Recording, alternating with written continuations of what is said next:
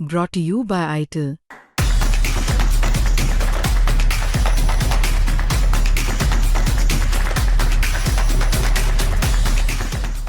दिल्ली के जाफरपुर कला इलाका, जहां पर एक हेड कांस्टेबल जो स्पेशल सेल में तैनात था। आप सोचिए, स्पेशल सेल वो यूनिट होती है जो आतंकवादियों को पकड़ती है।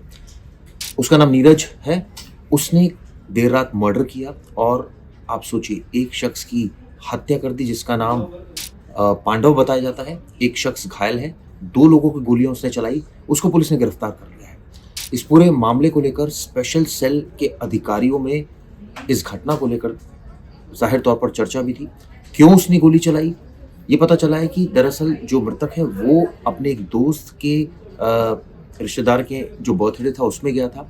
वहां पर आप सोचिए तनातनी हो गई और देर रात ये जो कांस्टेबल आप तस्वीरें देख रहे हैं, इसने गोलियां चला दी। इसको फाइनली गिरफ्तार कर लिया है। इस घटना के बाद हड़कंप मच गया और सबसे बड़ा सवाल तो ये है कि दिल्ली पुलिस की स्पेशल सेल, आप सोचिए कितना ज़्यादा ट्रस्ट करते हैं लोग, बड़े बड़े ऑपरेशंस करती है, और अगर वो इस तरह की हरकतों में शामिल हो तो इससे डिपार्टमेंट की जो छवि है वो खराब होती है। ये बात सच है कि एक इंसिडेंट से पूरे विभाग की चर्चा नहीं की जा सकती, लेकिन आप सोचिए छोटे छोटे जो इंसिडेंट्स होते हैं अलग अलग टाइम पर अलग अलग लोगों द्वारा, ये कई सवाल खड़े करते हैं। ऐसे में द्वारका डिस्ट्रिक्ट पुलिस ने आरोपी यानी हेड कांस्टेबल नीरज को गिरफ्तार कर लिया है। द्वारका की जो डीसीपी हैं उन्होंने इस बात को कंफर्म किया। ये पता चला है देर रात उसको अरेस्ट किया गया और आप सोचिए शराब के नशे में वो धुत था और उसने इस घटना को अंजाम दिया। फिलहाल जांच जारी है। जाते जाते आपको उन लोगों की बाइट सुनवाता हूँ, यानी मौके पर जो लोग मौजूद थे जिन्होंने इस घटना के बाद, एक ऐसा भी शख्स था जिसने गोली चलाते हुए देखा था, उसका क्या कहना है सुनिए। रुपेश कुमार। क्या कुछ हुआ था कल? आप साथ थे उनके? बताइए। हाँ साथ थे, मेरा लड़का का बर्थडे था, उसमें आया था वो घर जाने के समय पे ना, घर जाने लगे, वहाँ पे थोड़ा चौक रोड पे था, मेन रोड पे, वहीं रुका वो। मैं बोला भाई तू जा, मैं अब घर जा रहा हूँ। उतने पे वो बंदा आ गया, कोई यहीं को होगा, तो पुलिस में था, नीरज नाम था उसका, ऐसे बताया गया हमें पता नहीं था पहले से। फिर वो बात ही बात पे गाली देने लगे, बिहारी वाली बात पे उसको और गुस्सा आ गया और गाली गलौज के धमकाए। उसके बाद एक तो चला गया भाई मेरा, 3 बंदा था उस पर, और जो दूसरे था ना पांडव, उसके ऊपर वो गोली चला दिया। तो आपने देखा, उसने बयान दिया है और ये बताया कि किस तरह से नीरज ने गोली चलाई। अब इस मामले में एक और गवाह का बयान सामने है, ये भी सुनिए। तो आपने देखा, दोनों गवाहों के बयान सामने आ चुके हैं और ऐसे में अब पुलिस ने इस मामले में आरोपी को गिरफ्तार किया। लेकिन इस घटना ने दिल्ली पुलिस पर गंभीर सवाल खड़ा किया है, खासकर स्पेशल सेल।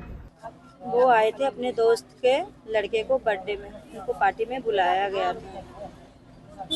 तो वो लोग आए थे रात में 2 बजे, पार्टी वार्टी खत्म करके घर जा रहे थे। तो अपने रूम से उतर के नीचे आए, बोला सुनो तुम कहाँ जा रहे हो, कहाँ से हो?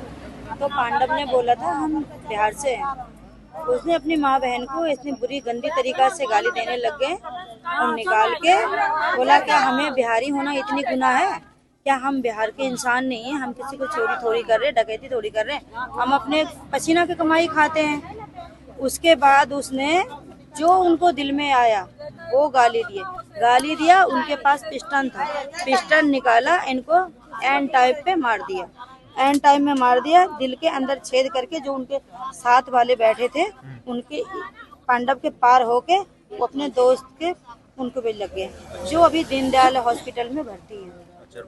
पांडव तो उसी वक्त मौत हो गई। पांडव की बॉडी कहाँ पे है अभी? जाफरपुर हॉस्पिटल में। हाँ जी।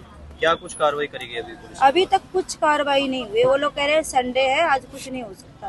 और वो हम जिसने मारा था वो आपको कैसे पता चला कि पुलिस? वो हमें सीसीटीवी कैमरे से पुलिस वाले ने बताए, थाना से जो पुलिस वाले बताए कि वो धीरज मालवीय नगर पोस्टिंग है।